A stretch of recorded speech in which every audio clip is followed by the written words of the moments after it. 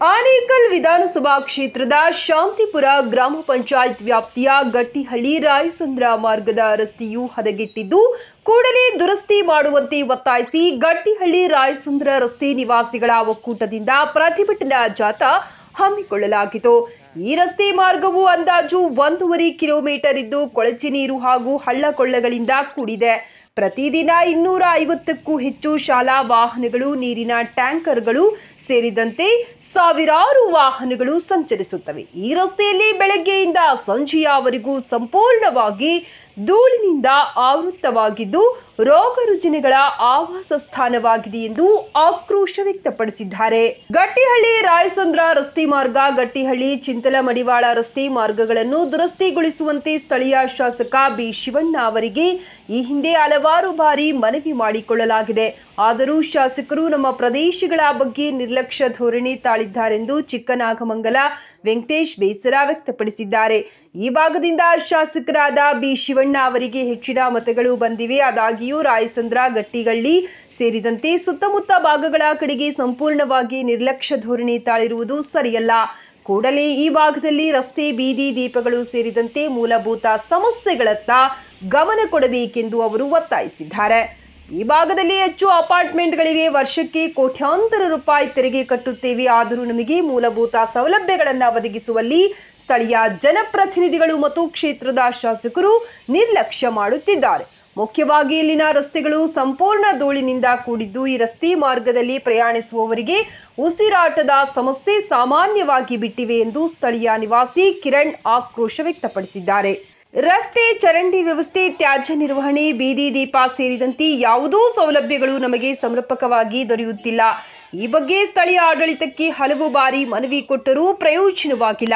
ಹೀಗಾಗಿ ಇವತ್ತು ಸಾಂಕೇತಿಕವಾಗಿ ಪ್ರತಿಭಟನೆ ಮಾಡುತ್ತಿದ್ದೇವೆ. ಸಮಸ್ಯೆಯನ್ನ ಬಗೆಹರಿಸದೇ ಹೋದರೆ ಮುಂದಿನ ದಿನಗಳಲ್ಲಿ ಹೋರಾಟವನ್ನ ತೀವ್ರಗೊಳಿಸಲಾಗುವುದೆಂದು ಅವರು ಎಚ್ಚರಿಕೆ ನೀಡಿದರು. ಪ್ರತಿಭಟನೆಯಲ್ಲಿ ಮಹಿಳೆಯರು, ಮಕ್ಕಳು ಸೇರಿದಂತೆ ನೂರಾರು ಮಂದಿ ಪ್ರತಿಭಟನಾ ಜಾಥಾದಲ್ಲಿ ಭಾಗವಹಿಸುವ ಮೂಲಕ ಮೂಲಭೂತ ಸೌಲಭ್ಯಗಳನ್ನು ಸಮರ್ಪಕವಾಗಿ ಈಡೇರಿಸುವಂತೆ ಒತ್ತಾಯಿಸಿದರು.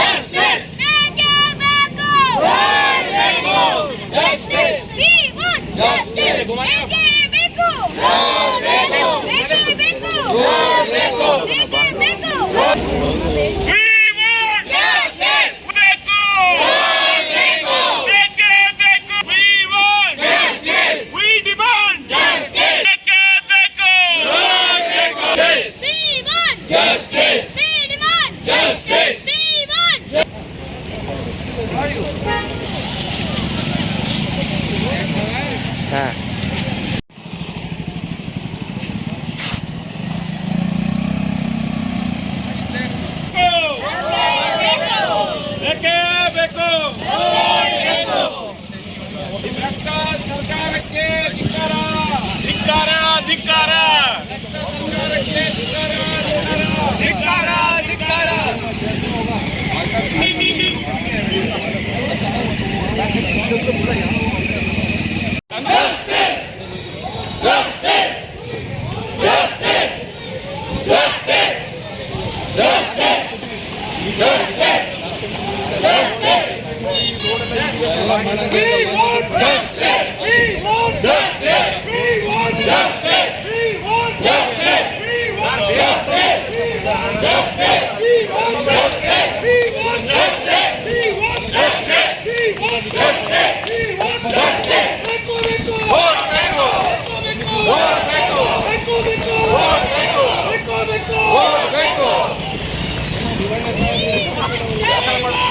ಸಾಕಾರ ಮಾಡಬೇಕು.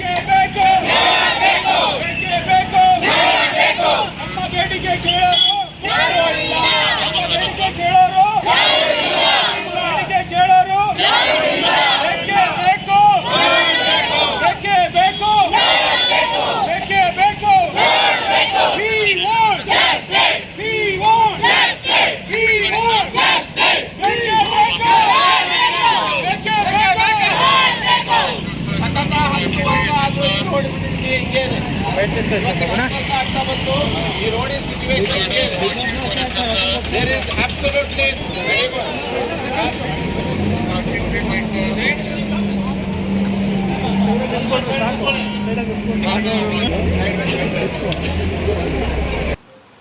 ದಿವಸ ಪ್ರತಿಭಟನೆ ಮಾಡಿದ ವಿಷಯ ಎಲ್ರಿಗೂ ಗೊತ್ತಿರೋಂಥ ವಿಚಾರ. ಗಟ್ಟಳ್ಳಿಯಿಂದ ರಾಯಚಂದ್ರಗೆ ಹೋಗುವ ಮುಖ್ಯ ರಸ್ತೆ ಸುಮಾರು 10 ವರ್ಷಗಳಿಂದ ಹದಗೆಟ್ಟಿದೆ. ಈ ಒಂದು ವಿಷಯವಾಗಿ ಸುಮಾರು ಸರಿ ಈಗಾಗಲೇ ನನಗೆ ಗೊತ್ತಿದ್ದಂಗೆ 5-6 ಸರಿ ಪ್ರತಿಭಟನೆ ಮಾಡಿ ಆ ರಸ್ತೆ ಕಾಮಗಾರಿ ಮಾಡಬೇಕಂತ ಒತ್ತಾಯವನ್ನು ಮಾಡಿದ್ದಾರೆ. ಆದರೆ ಯಾವುದೇ ಪ್ರಯೋಜನ ಆಗಿಲ್ಲ. ಯಾಕೆ ಈ ಥರ ಆಗ್ತದೆ ಅಂತ ಗೊತ್ತಾಗ್ತಲ್ಲ. ಯಾಕಂದರೆ ಸಾವಿರಾರು ಜನಗಳು ಓಡಾಡೋಂಥ ರಸ್ತೆ ದಿನನಿತ್ಯ ಅಲ್ಲಿ ನೀವು ನೋಡಿರ್ಬೇಕು. ಇವತ್ತು ಆ ಕಡೆ ಎರಡೂ ಕಡೆ ಅಂಗಡಿಗಳಿದ್ದಾವೆ. ಗಾಡಿಗಳು ಹೋಗೋ ಇದಕ್ಕೆ ಧೂಳಕ್ಕೆ ಅಂಗಡಿ ತುಂಬಲ್ಲ ಪಾಪ ಧೂಳು ತುಂಬಿಕೊಂಡಿದೆ. ಅಲ್ಲಿ ಓಡಾಡ್ತ ಮಕ್ಕಳು ಸಾರ್ವಜನಿಕರು ತುಂಬ ರೋಡ್ ಡಸ್ಟಿಂದ ಎಷ್ಟೋ ಕಾಯಿಲೆಗಳು ಬರೋವಂಥ ಪರಿಸ್ಥಿತಿ ಇವತ್ತಿನ ದಿವಸ ಅಲ್ಲಿ ಆ ರಸ್ತೆಯಿಂದ ಬಂದಿದೆ. ಹಾಗಾಗಿ ನಾನು ಶಾಸಕರಲ್ಲಿ ಮನವಿ ಮಾಡಿಕೊಳ್ಳೋದೇನೆಂದರೆ, ಇದು ಗಟ್ಟಳ್ಳಿ ರಸ್ತೆ ಒಂದು, ಗಟ್ಟಳ್ಳಿ ರಾಯಚಂದ್ರಗೆ ಹೋಗೋ ಮುಖ್ಯ ರಸ್ತೆ ಒಂದು, ಹಾಗೆ ಗಟ್ಟಳ್ಳಿಯಿಂದ ಕನ್ನಳ್ಳಿ ಕಡೆ ಹೋಗೋ ರಸ್ತೆ ಒಂದು, ಹಾಗೆ ಉಸ್ಕೂರಿಂದ ಚಿಂತ್ಲಮೋಡೊಳಗೆ ಹೋಗೋ ಮುಖ್ಯ ರಸ್ತೆ. ಈ 3 ರಸ್ತೆಗಳ ಮೇಲೆ ನಿಮ್ಗೇನಾದರೂ ಕೋಪ ಇದೆಯಾ ಅನ್ನೋದು ನನಗೆ. ಇದು ನಮ್ಗೇನು ಅನಿಸುತ್ತೆ ಅಂದರೆ, ಈ 50 ವರ್ಷದ ಹಿಂದ್ಗಡೆ ಹೋಗ್ಬಿಟ್ಟಿದ್ರೆ ನಾವು ಅನಿಸುತ್ತೆ. ಈ 3 ರಸ್ತೆಗಳನ್ನು ನೋಡಿದ್ರೆ 50 ವರ್ಷದ ಹಿಂದ್ಗಡೆ ಹೋಗ್ಬಿಟ್ಟಿದ್ರೆ ಅನಿಸುತ್ತೆ. ಹಾಗಾಗಿ ಶಾಸಕರನ್ನ ಎಲ್ಲೇ ಹೋದ್ರೂ ಅಭಿವೃದ್ಧಿ ಅಧಿಕಾರರು ಅಂತಾರೆ. ಆ ಹೆಸರಿಗೆ ತಕ್ಕ ನಿಜವಾಗ್ಲೂ ಏನಾದರೂ ಆ ಅಭಿವೃದ್ಧಿಕಾರರು ಅನಿಸ್ಕೊಬೇಕಾದ್ರೆ ನಾನು ದಯಮಾಡಿ ಈ 3 ರಸ್ತೆಗಳನ್ನು ಶಾಸಕರು ಆದಷ್ಟು ಶೀಘ್ರದಲ್ಲೇ ಅದನ್ನು ಕಾಮಗಾರಿಗಳನ್ನು ಮಾಡುವ ಮುಖಾಂತರ, ಆಮೇಲೆ ಮಾಡೋಕ್ಕೆ ಮುಖ್ಯವಾಗಿ ಶಾಸಕರಿಗೆ ಮುದ್ರಮ್ಮ ಅಂದರೆ ಬಲ ಪ್ರೀತಿ. ಹಾಗಾಗಿ ಆ ಮುದ್ರಮ್ಮ ತಾಯಿಯವರು ಶಾಸಕರಿಗೆ ಒಳ್ಳೆ ಬುದ್ಧಿ ಕೊಡಲಿ ಅಂತ ನಾನು ಆ ತಾಯಿ ಮುದ್ರಮ್ಮನಲ್ಲಿ ಬೇಡ್ಕೊಳ್ತಾ ಆದಷ್ಟು ಬೇಗ ಶಿವಣ್ಣವರು ಇಲ್ಲ. ಈಗ ರಾಯಚಂದ್ರ ಭಾಗದಲ್ಲಿ ನಾನು ಹೇಳ್ದಂಗೆ 3 ಸರಿ ಶಿವಣ್ಣವ್ರಿಗೆ ಲೀಡ್ ಕೊಟ್ಟಿದ್ದಾರೆ. ಯಾಕೆ ರಸ್ತೆ ಆ ಥರ ಮಾಡ್ತೀರಾ, ಯಾರ ಮೇಲೆ ನಿಮ್ಮ ಕೋಪ ಅಂತಲೂ ಗೊತ್ತಾಗ್ತಾಯಿಲ್ಲ ನಮಗೆ.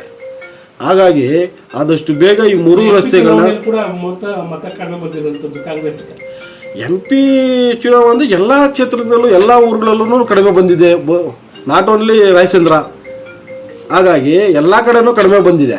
ಈಗ MLA ಎಲೆಕ್ಷನ್ ಕೊಟ್ಟಿದ್ದಾರಲ್ಲ, ನಿಮ್ಗೆ ಕೊಟ್ಟಿದ್ದಾರಲ್ಲ, 3 ಬಾರಿನೂ ರಾಯಚಂದ್ರ ಜನತೆ ಕೊಟ್ಟಿದ್ದಾರೆ ನಿಮಗೆ. ಹಾಗಾಗಿ ದಯಮಾಡಿ ಈ 3 ರಸ್ತೆಗಳನ್ನು ಆದಷ್ಟು ಬೇಗ ನಿಮಗೆ ಆ ರಸ್ತೆಗಳ ಅಭಿವೃದ್ಧಿ ಮಾಡಲಿ ಅಂತ ತಮ್ಮಲ್ಲಿ ಸವಿನಯ ಪ್ರಾರ್ಥನೆ. ವೆಲ್ಫೇರ್ ಅಸೋಸಿಯೇಷನ್ನಿಂದ ಇವತ್ತು ಸತತ 10 ವರ್ಷದಿಂದ ನಾವು ಪ್ರಯತ್ನ ಪಡ್ತಾ ಇದ್ದೀವಿ. ಒಂದು ಬೇಸಿಕ್ ರೋಡಿಗೋಸ್ಕರ ಇವತ್ತಿಗೆ 10 ವರ್ಷದಿಂದ ಇಲ್ಲೇನೂ ನಮಗೆ ಡೆವಲಪ್ಮೆಂಟ್ ಅನ್ನೋದು ಎಲ್ಲೂ ಕಂಡು ಬಂದಿಲ್ಲ. ಇದು 4ನೇ ಸತಿ ನಾವು ಪ್ರೊಟೆಸ್ಟ್ ಅಂತಂದು ಬಂದು ಮಾಡ್ತಾ ಇರೋದು. ಅಕ್ಕಪಕ್ಕ ನೀವೇ ನೋಡ್ಬೋದು, ಸಾಕಷ್ಟು ಅಂಗಡಿಗಳಿದೆ, ಓಕೆ, ಉದ್ಯಮಿಗಳಿದ್ದಾರೆ. ಇಲ್ಲಿವರೆಗೂ ನಾವು ಇದೊಂದು ರೋಡ್ 1.5 ಕಿಲೋಮೀಟ್ರ್ ರೋಡ್ ನಮಗೆ ಸರಿಪಡಿಸೋಕ್ಕಾಗ್ತಾ ಇಲ್ಲ ಅಂತಂದರೆ ಇದು ಗೌರ್ಮೆಂಟ್ ಪ್ರಾಬ್ಲಮ್ಮಾ ಅಥವಾ ನಮ್ಮ ಇಲ್ಲಿರೋ ಜನದ ಪ್ರಾಬ್ಲಮ್ಮಾ ಅನ್ನೋದು ನಮಗೆ ಅರ್ಥ ಆಗ್ತಾ ಇಲ್ಲ. ಸತತವಾಗಿ 10 ವರ್ಷ ಈ ರೋಡಿನ ಪರಿಸ್ಥಿತಿ ನೋಡಿ, ದಿನಕ್ಕೆ ಏನಿಲ್ಲ ಅಂದರೆ 200ರಿಂದ 250 ಸ್ಕೂಲ್ ವಾಹನಗಳು ಓಡಾಡ್ತದೆ. ಟ್ಯಾಂಕರ್ ಸಾಕಷ್ಟು 150-200 ಟ್ಯಾಂಕರ್ ಓಡಾಡ್ತದೆ. ಇದು ಒಂದು ಬೇಸಿಕ್ ಕಮ್ಯುನಿಟಿ ಕೇಳ್ತಾ ಇದ್ದೀವಿ. ಒಂದು ಡ್ರೈನೇಜ್ ಸಿಸ್ಟಮ್ ಇಲ್ಲ, ಸ್ಟ್ರೀಟ್ ಲೈಟ್ ಇಲ್ಲ, ರೋಡ್ ಇಲ್ಲ. ಇಲ್ಲಿಂದ ಬೇರೆ ಯಾವುದೋ ಬಿಹಾರ್ ಅಂತ ಯಾವುದೋ ಒಂದು ಹಳ್ಳಿ ಒಳಗೆ ಹೋಗಿರ್ಬೋದು, ಇಲ್ಲಿ ಇರೋಕ್ಕಾಗ್ತಾ ಇಲ್ಲ, ಅಷ್ಟು pollution. We are completely in a filth and polluted area. Sir, ಇದು 5ನೇ ಸತಿ ನಾವು ಅಪ್ಲಿಕೇಶನ್ ಕೊಡ್ತಾ ಇರೋದು. ಇಲ್ಲಿರೋ MLA ಇರ್ಬೋದು, MP ಗಿರ್ಬೋದು, ಯಾವುದೂ ಇನ್ಫಾರ್ಮೇಷನ್ ತಲುಪಿಸಿಲ್ಲ ಅನ್ನೋದಿಲ್ಲ. ಎಲ್ಲ ಇನ್ಫಾರ್ಮೇಷನ್ನು ಕೊಟ್ಟಿದ್ದೀವಿ. ಆಲ್ಮೋಸ್ಟ್ 6ರಿಂದ 7 ಕಾರ್ಪೊರೇಟರ್ ಡೈಲಿ ಈ ರೋಡ್ ಮೇಲೆ ಓಡಾಡ್ತಾರೆ. ಮಾನವೀಯತೆಗೋಸ್ಕರ ಅಟ್ಲೀಸ್ಟ್ ಜನ ಓಡಾಡ್ತಾರೆ, ಹೆಂಗಸರು ಓಡಾಡ್ತಾರೆ, ಮಕ್ಕಳು ಓಡಾಡ್ತಾರೆ. ಸಾಕಷ್ಟು ಸ್ಕೂಲ್ಸ್ ಇದೆ, ಕಾಲೇಜಸ್ ಇದೆ, ಗರ್ಭಿಣಿಯರು ಹಾಸ್ಪಿಟ್ಲಿಗೆ ಹೋಗಬೇಕು. ಅಪಾರ್ಟ್ಮೆಂಟ್ ಏನಿಲ್ಲ ಅಂದರೆ ಒಂದು 7,000 ಫ್ಲ್ಯಾಟ್ಸ್ ಇದೆ. ನಮ್ಮ ಕಡೆಯಿಂದ ಏನು ಪ್ರಯತ್ನ ಮಾಡಬೇಕು ಅದನ್ನು ಮಾಡಿದ್ದೀವಿ. ಆಮೇಲೆ ಈ ಸತಿ ಗೌರ್ಮೆಂಟನ್ನು ನಿಮಗೆ ಗೊತ್ತಿದೆ, ಆಯಿತಾ? MP ಹೋದರು, ಹೊಸ MP ಬಂದರು. ಈ ರೋಡೂ ಒಂದು ಕಾರಣ. 10 ವರ್ಷದಿಂದ ಮಾಡಿಲ್ಲ ಅನ್ನೋದಕ್ಕೆ ಇದು ಒಂದು ಕಾರಣ ಇದೆ. ಬೇಸಿಕ್ ಕಮ್ಯುನಿಟೀಸ್ ಕೊಡೋಕ್ಕಾಗಲ್ಲ ಜನಕ್ಕೆ ಅಂತಂದರೆ ಇನ್ನೇನಕ್ಕೆ ನಾವು ಸರ್ಕಾರ ನಡೆಸಬೇಕು? ರೈಟ್? ಯಾವ ಸರ್ಕಾರ ಅಂತ ನಾವು ಯಾವುದು ಬ್ಲೇಮ್ ಮಾಡ್ತಾ ಇಲ್ಲ, ಬಟ್ ಇದು ಬೇಸಿಕ್ ಕಮ್ಯುನಿಟಿ. ಇಷ್ಟೆಲ್ಲ ಜನ ಯಾಕೆ ಹೊರಗಡೆ ಬರಬೇಕು, ಯಾಕೆ ಹೆಂಗಸರು ಮಕ್ಕಳು ಬರಬೇಕು? ಪ್ರತಿ ದಿನದ ಸಮಸ್ಯೆ ಇದು. ದಿನ 1 hour traffic jam only because we don't have a proper road here, we don't have drainage system. 3 ಕೆರೆಗಳಿದೆ, ಕೆರೆನೂ ಇಂಪ್ಲಿಮೆಂಟ್ ಮಾಡ್ಬೋದಲ್ಲ. ಸೊ ನಾವು ಕೇಳ್ತಾ ಇರೋದು ಏನು ತಪ್ಪಿಲ್ಲ, ಲಾಜಿಕ್ ಇದೆ. ಬೇಕು ಅಂತಂದರೆ ಹೊರಗಡೆಯಿಂದ ಬಂದಿರೋ ಜನದ ಹತ್ರ ನೀವು ಕೇಳಿ.